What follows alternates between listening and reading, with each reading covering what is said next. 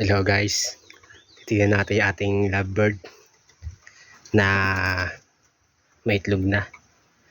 Violet peach face.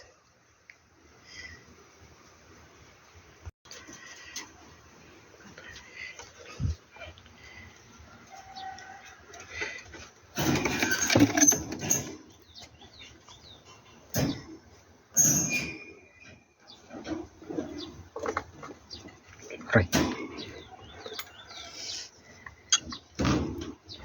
Yan guys, meron na siyang 4 na itlog.